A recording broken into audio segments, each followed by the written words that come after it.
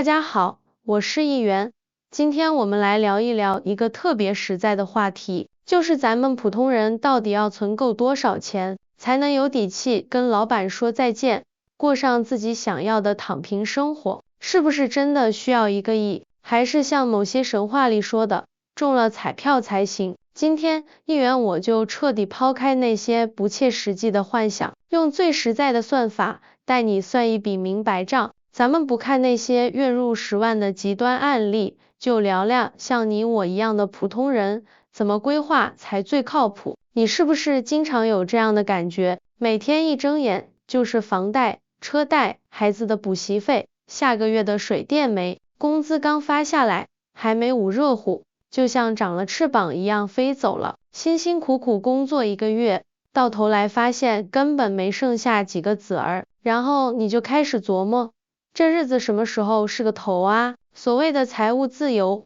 是不是只是有钱人编出来骗我们的童话故事？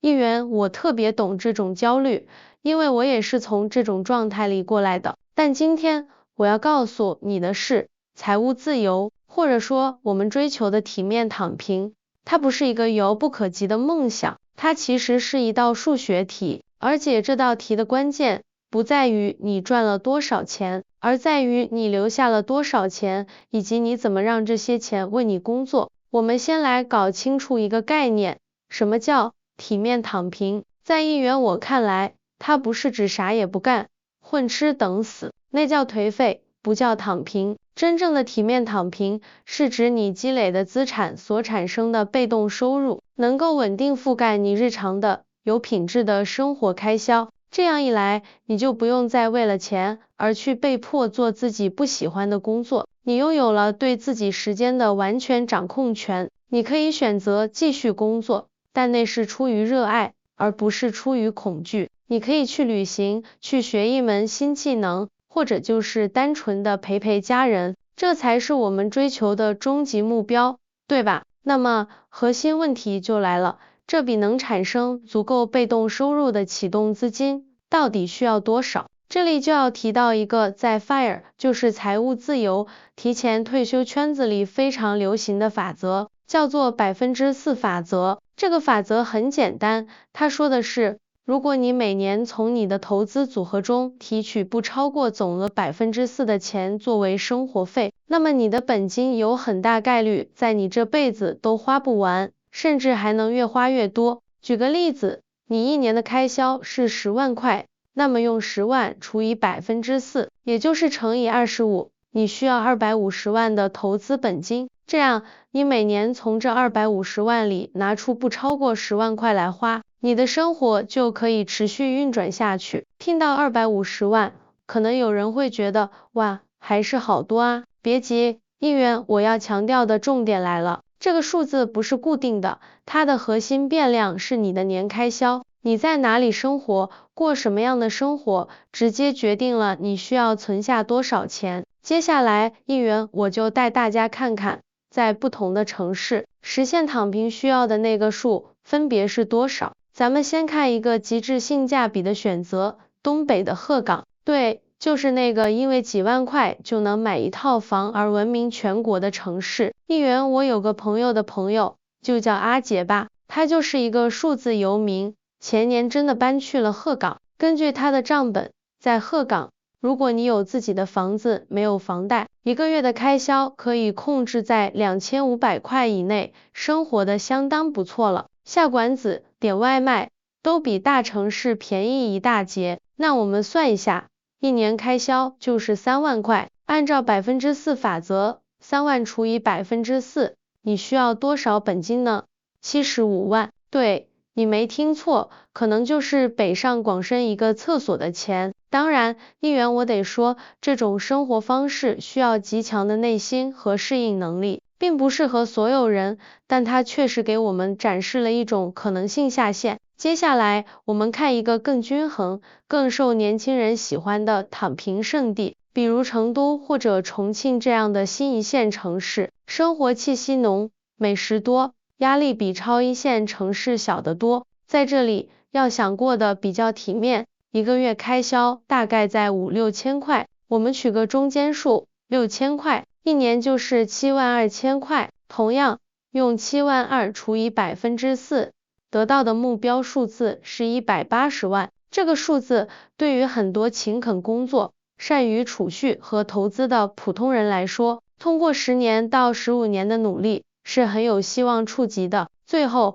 我们看看像上海、北京、深圳这样的超一线城市，在这里，生活成本陡增，要想维持一个中产水平的体面生活，一个月1-2万的开销是很正常的。我们保守点，按15000来算，一年就是18万。套用公式，18万除以4%，你需要450万的本金。这个数字确实大了很多，这也是为什么在一线城市谈躺平显得尤其困难。但是，议员我想说的是，这并不意味着你就被判了无期徒刑，你可以选择地理套利，也就是在一线城市赚钱，去2、3线城市生活，或者你对体面的定义可以调整，不一定非要维持过去那种高消费的模式。好啦，账算完了，从75万到450万，差距很大，对不对？这说明什么？说明体面躺平这条路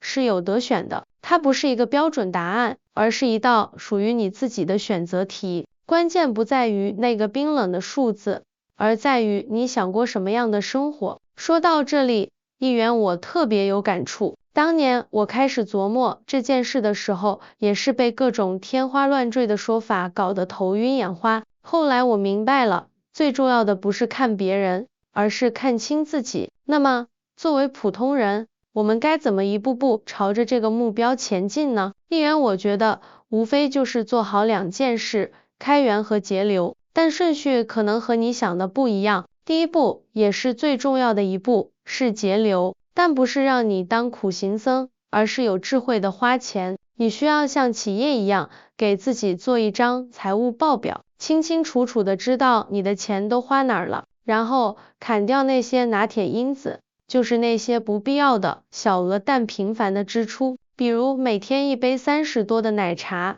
比如看到打折就买回来堆着不用的东西。这一步的目的是强行提高你的储蓄率，你的储蓄率决定了你逃离现在这种生活的速度。举个例子，你每月挣1万块，如果能省下3000，你的储蓄率就是30%，这意味着你工作1年可以覆盖你未来3.6年的开销。这个账是不是越算越有干劲？在节流的基础上，第2步才是开源，努力工作，提升职场的价值，让你的工资涨上去，同时发展一些副业或者技能，创造工资以外的收入管道。这一步是为了加快你积累本金的速度。当你通过节流和开源积累了第1桶金之后，第3步就是让钱生钱，也就是投资。学习基础的理财知识，不要追求一夜暴富，而是通过定投指数基金、购买国债、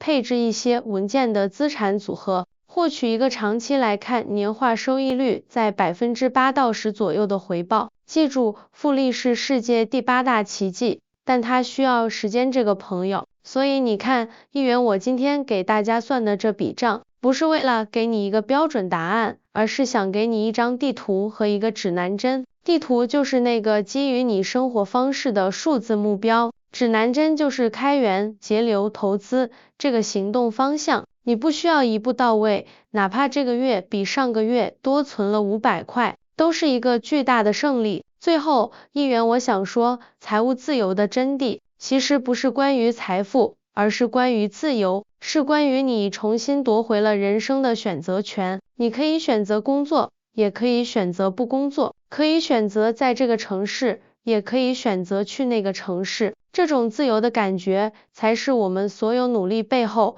最珍贵的东西。好啦，今天议员的分享就到这里。你算过自己需要存够那个数吗？你觉得哪个城市最适合实现你的躺平计划？是成本超低的鹤岗，还是生活巴适的成都，或者是充满机遇但成本高昂的北上广深？欢迎在评论区留言，跟议员和所有朋友们一起分享你的想法和目标。如果这期视频对你有启发，请务必点赞、订阅。并把这份希望分享给你身边同样在为未来努力的朋友。我是你们的一员，我们下期再见，继续聊点实在的。